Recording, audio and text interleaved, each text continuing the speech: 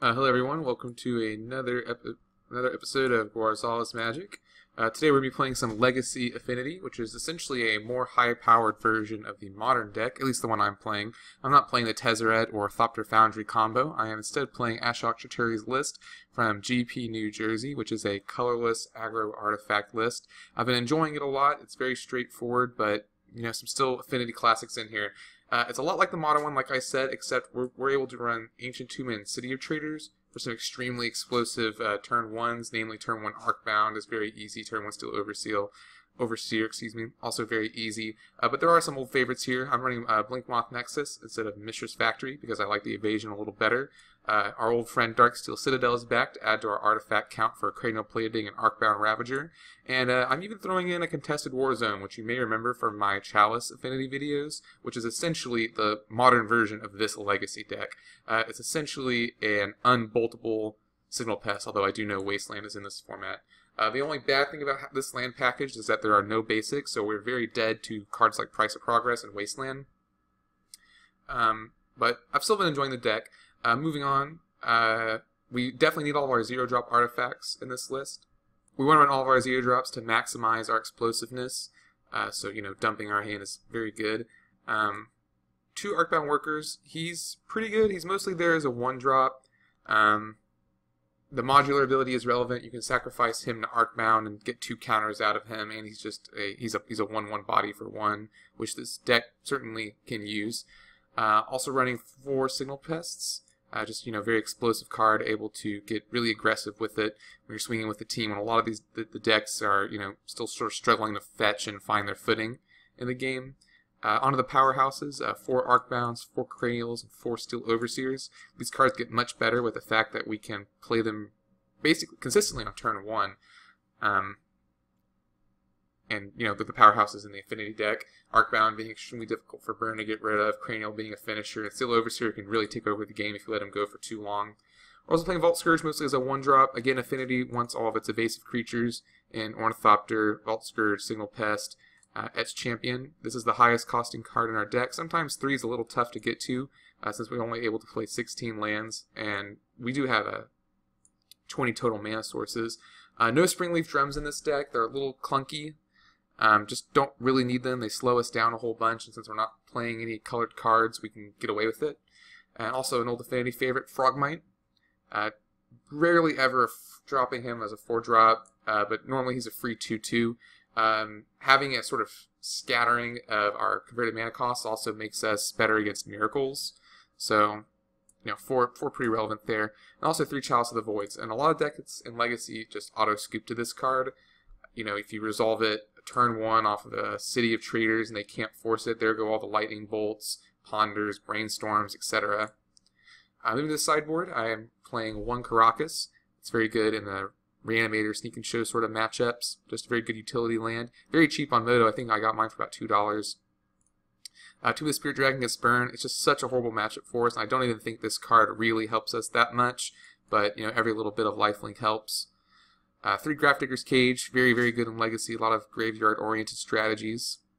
Enrique Gusari, I've been bringing this in against Jeskai Stoneblade to deal with swords, Chites, batter skulls, etc.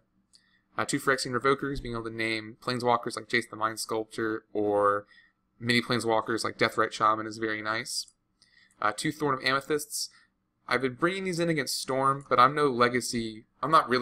I haven't been playing Legacy very long. I've only been playing it with this one deck, so I'm not entirely sure all the matchups you bring this in against. I guess it would be good against popular decks like Miracles that rely a lot on cantripping and setting up, and etc., etc. 3 Jites for the creature-based matchups, and then another Etch Champion for anything with a lot of spot removal. So I've been playing around with it. It's definitely not, a high-profile deck. It's a fringe deck of a fringe deck. But I've definitely been enjoying it, and I can't make it in paper, unfortunately, City of Traders being so expensive and Ancient Tomb. But maybe one day I'll get there. I do have all of these other cards, basically. Maybe not the sideboard. I don't know when I'm going to be able to get a Caracas. But definitely been enjoying the deck as an aggressive artifact deck. Would like to play some Mud soon. You know how much I love artifact strategies. Alright, so we're going to wrap up this deck tech, and we're going to go ahead and get into some games. Alright guys, here we are in match 1. Taking a look at this hand real fast. I do like it. We're on the draw, but we do have a turn 1 Chalice. I know multiple Chalices is a little redundant, but we have some pressure with these Frogmites. I think this is a keepable hand. Basic Forest. You upkeep me. I'm assuming this is going to be some sort of Enchantress deck.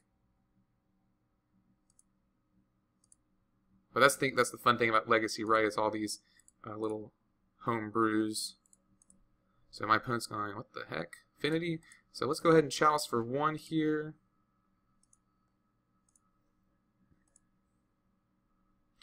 Then play double Frogmites.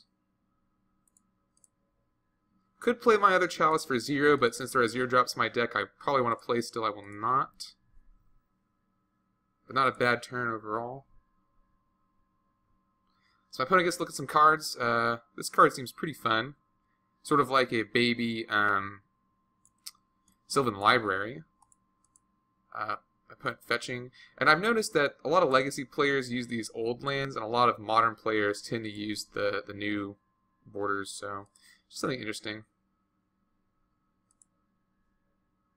So again, I'll play another Frogmite that I like.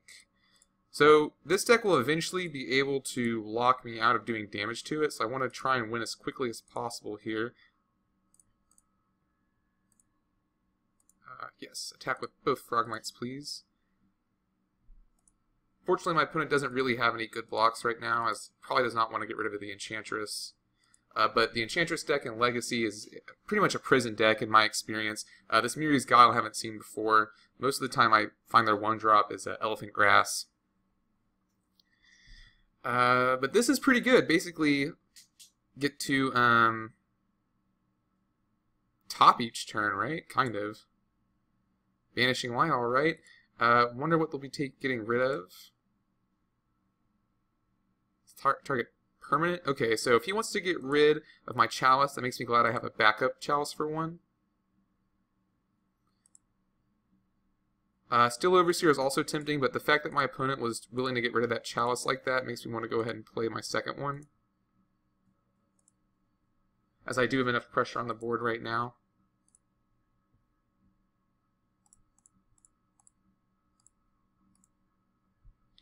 So just getting in there with my Frogmites and Vault Scourge.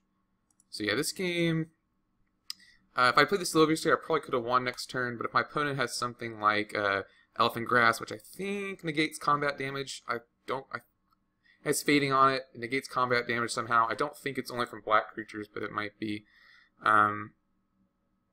Yeah, I just don't want my opponent to be able to resolve any of these weird 1-drop enchantments that might cost me the game. Alright, playing a Caracas. Eidolon of Blossoms. Eidolon, perhaps? They say it weird in Final Fantasy, or maybe I've just been saying it weird.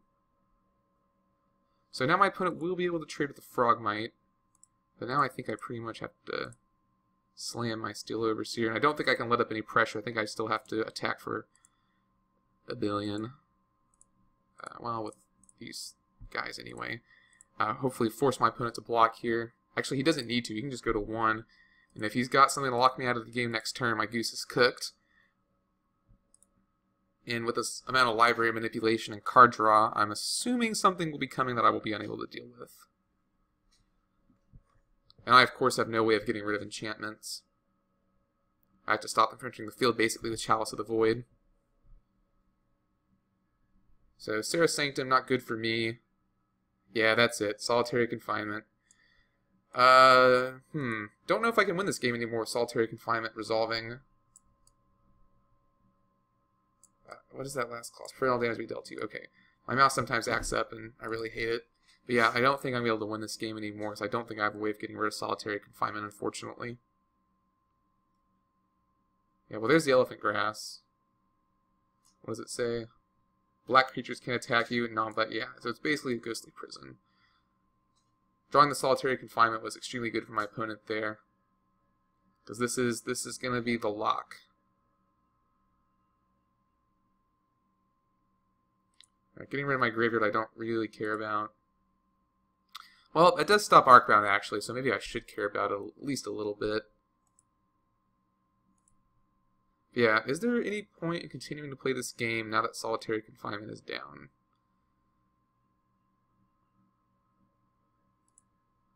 Okay, yeah, this is grim. Grim.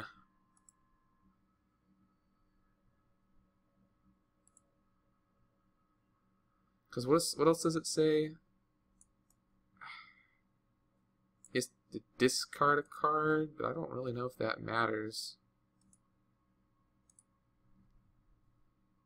So he's always gonna have a full grip from the enchantresses. I think I've just lost this game already.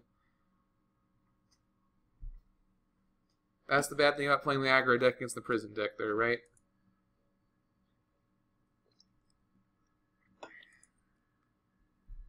That is interesting, though. Well, I guess he has no graveyard interaction either, but he's just going to be discarding things into the nether here. Into the exile, straight into the exile zone, I should say. So, most of the enchantresses have Shroud. I'm trying to think of cards in my sideboard that can help shore up this match a little, other than just trying to outrace him before he plays the solitary confinement. But since it's a 3-drop, I probably don't really have a chance of doing that.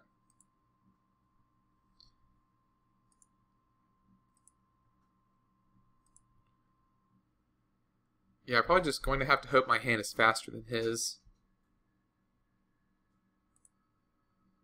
Because eventually he's going to draw his win condition, which in the past I think was Helm of Command.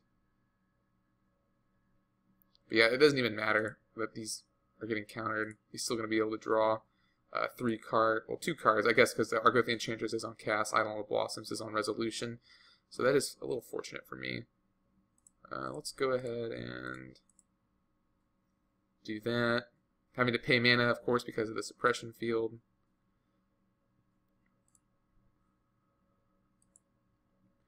It can't even really activate my Blink Moth Nexus very well.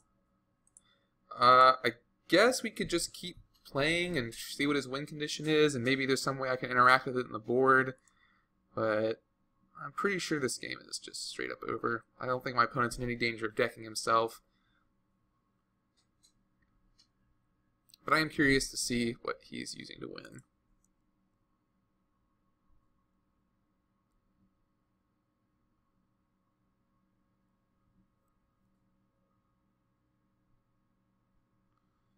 Let's just go ahead and always yield. And always yield.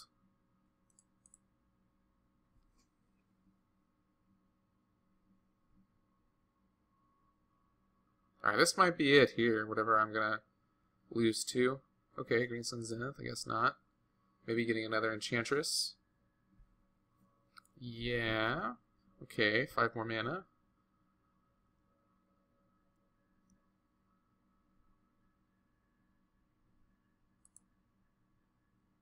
Double Green Suns. Okay, so now he's just got all the draw power. Maybe he will deck himself with 4 Enchantresses out. Right, now I gotta auto yield with some more stuff.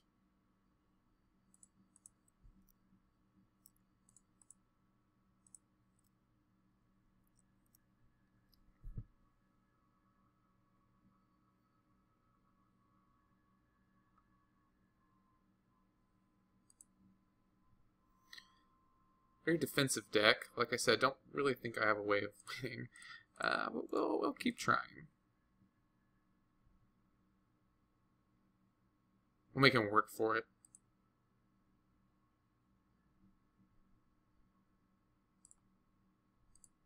I probably shouldn't have played that. Now my opponent knows I have it. I also can't really use it effectively because it costs an additional 2 mana to use.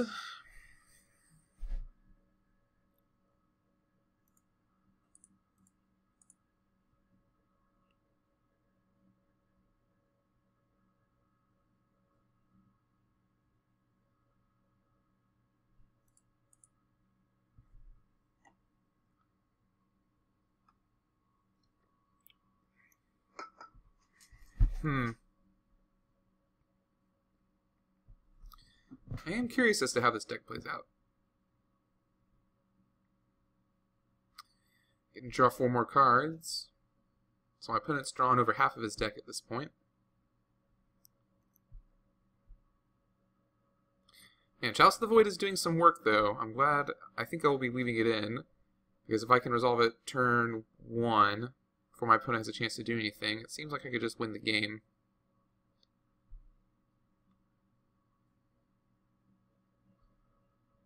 Yeah, just pitching him to the void. So, I think it is likely my opponent could deck himself, with only 16 cards left in the library. I mean, maybe I'm not respecting the kill condition enough, but I mean, getting down to almost 10 cards here makes me think that that could be a real possibility for my opponent.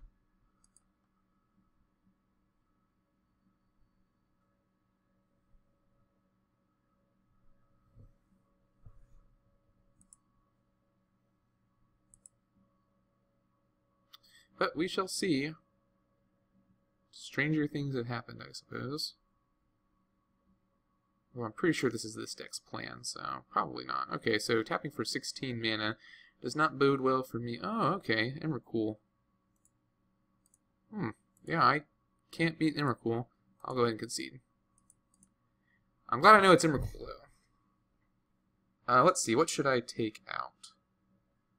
I guess putting in Caracas is actually pretty good, knowing that my opponent has Emrakul now, so I'm glad I played that out. I guess Storm of Amethyst is probably pretty good, and I think Etched Champion might be a little too slow for what I'm going for here. So yeah, let's try that out. Feel free to leave me a comment as to how you would sideboard as well if you are a Legacy expert. I would love to know more about the format. That's why I'm playing it, of course. And playing with a deck archetype I'm already comfortable with. Now, I do have interest in the Tezzerator and Thopter Foundry combo decks. I just really didn't want to spend money on the Force of Wills.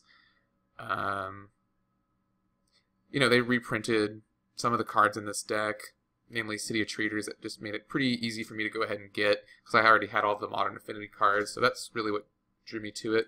Yes, I'll be on the play. I think this is a good hand. I will keep it.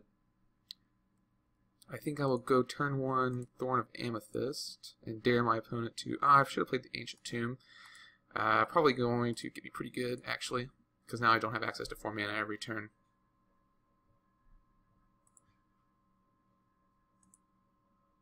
Yeah, I really wish I'd played the Ancient Tomb first, but... oh well, maybe my opponent will think I drew into it. Yeah, that was very silly of me, I apologize. But this is a sort of fast hand I think I need to win.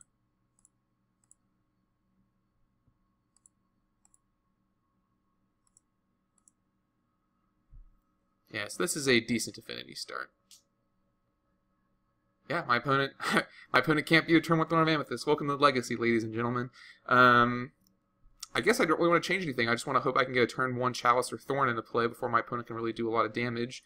So yeah, let's just submit.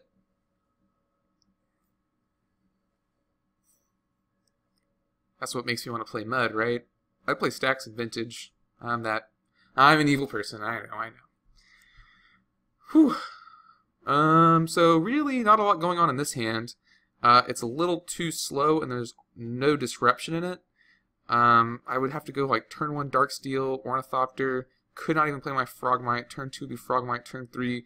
It just seems a little too slow, especially if my opponent's keeping. This hand's faster. No disruption though, which I am not a fan of, but I think I can at least power through some stuff here. Having the Cranial also really helps. Yeah, my opponent's off to a good start here. Okay, that makes this hand much better in my opinion. So let's go ahead and play our Mox. So could go Darksteel or Ancient Tomb. I don't really think it matters.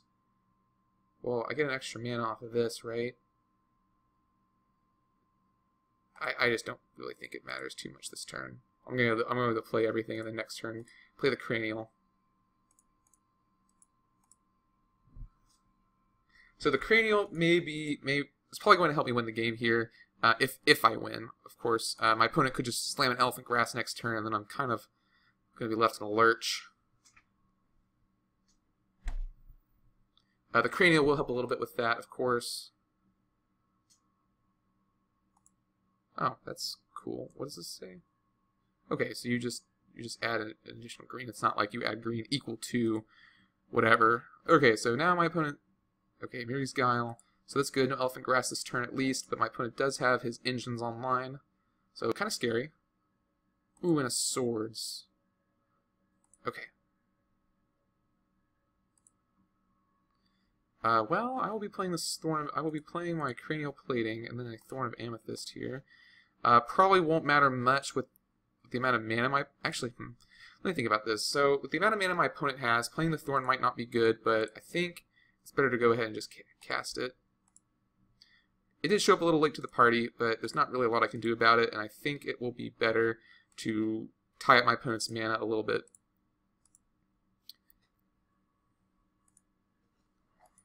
But my opponent just has oodles and oodles of mana, as each of his land now taps for at least 2, with Serra Sanctum tapping for 3.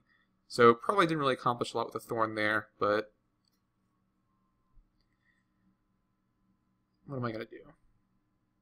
Maybe it'll slow down my opponent enough. Well, obviously that's just not happening anymore. Maybe I should start running Wasteland in this deck.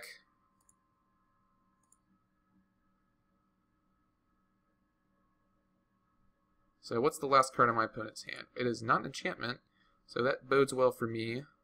Although with Mirari's Guile, he'll just be able to do whatever. So yeah, let's go ahead and play Still Overseer. We'll still give it the old college try here. Let's go ahead and equip to Midnight. Losing my evasive creature is not ideal, of course. But my opponent can't really afford to lose these, so hopefully he can... Well, hopefully for him, he'll draw something. Hopefully for me, he will not draw something to get out of this. And he will be forced to chump with these enchantresses, although I just don't see that happening. This is probably where the Solitary Confinement comes down. Yeah, there it is. My opponent doesn't really... Well, my opponent's going to have a few more cards in hand, I suppose. So maybe this is still winnable.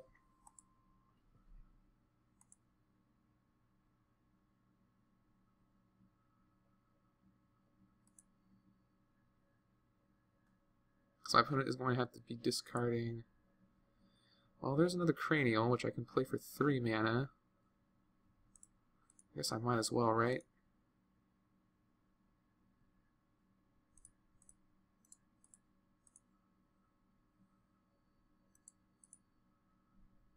Yeah, no reason not to go ahead and play as if I could possibly attack again. This is just prevent all damage. Yeah.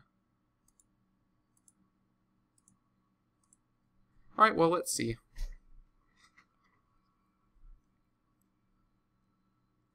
The Thorn of Amethyst just came down too late. I probably should have mulliganed a little more aggressively. But them's the punches, I suppose.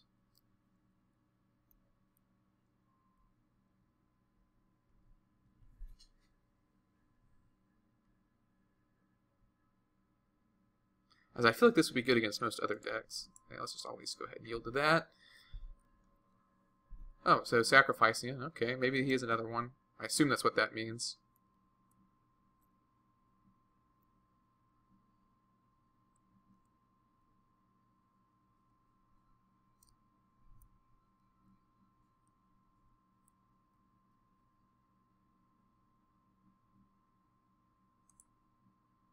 Okay, so getting to draw a couple cards here. Probably into another Solitary Confinement. Oh, maybe not. My opponent's going to gamble on the cards he's going to draw next, so perhaps that means there is not another one coming, although, yeah, this must be it. Stony Silence. I don't think I care about that at all right now, as my Cranials are already on creatures.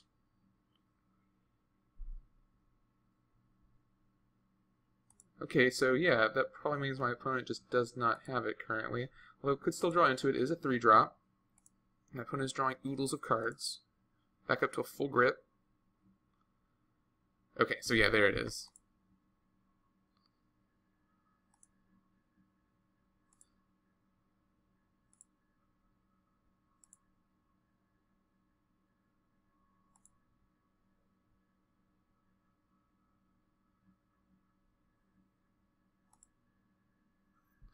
Well, I had a glimmer of hope there. Yeah, sure, let's go ahead and play my untappable Darksteel Citadel.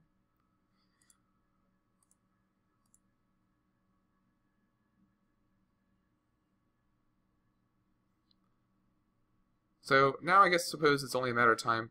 You know, I probably should just go ahead and concede. I suppose now it's only a matter of time before my opponent resolves Emrakul. So I think I will, like, this, I'm effectively locked out of the game. My opponent's drawing too many cards a turn for me to really deal with it. So I will go ahead and concede, and we'll just go ahead and go on to the next game so that you guys don't have to sit here and watch me lose to Emrakul again.